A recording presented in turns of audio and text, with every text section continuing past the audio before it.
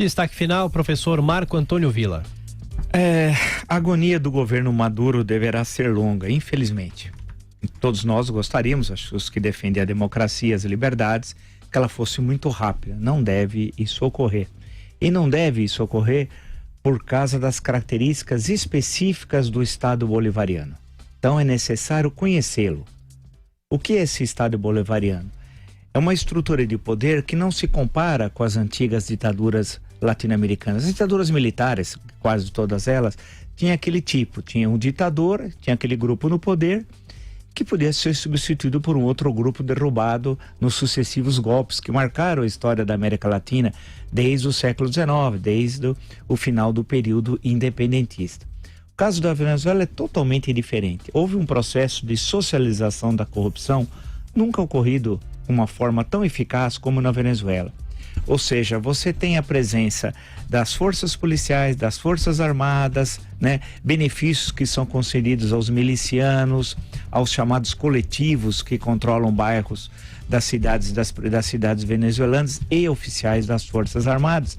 De uma forma ou de outra, dependendo em que patamar você está na estrutura de Estado, de recebendo por participar do contrabando, tráfico de armas, tráfico de drogas, pela corrupção, em suma, um conjunto de ações lesivas ao interesse do Estado venezuelano, e que esse produto foi dividido por milhares e milhares e milhares de participantes desse saque organizado do erário venezuelano.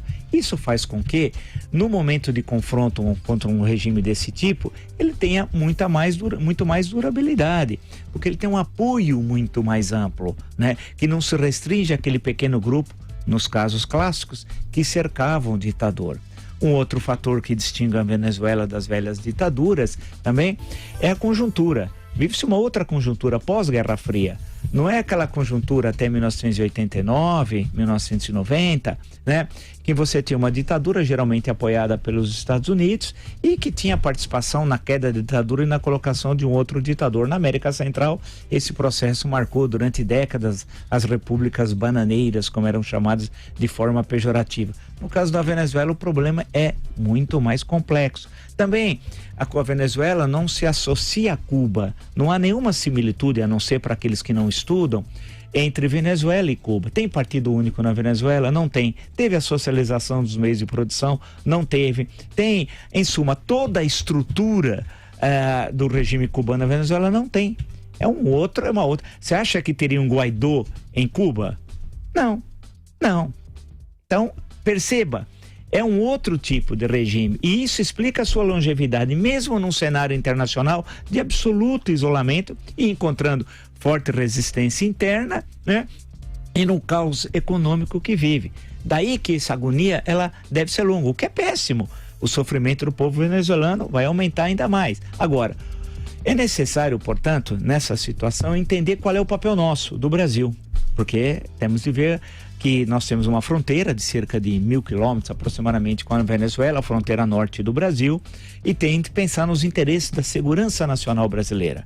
O que o Brasil deve jogar e está fazendo via General Mourão, não via Ernesto Araújo, ou seja, via vice-presidente da República, sensato, que entende as questões estratégicas e os interesses nacionais do nosso país, diferentemente do ministro das Relações Exteriores, que tem uma atuação desastrosa, vocalizando um discurso norte-americano, esquecendo que ele é ministro das Relações Exteriores da República Federativa do Brasil. Deixar bem claro, Brasil, que é o nosso país, Então, na reunião de Bogotá, isso ficou muito claro.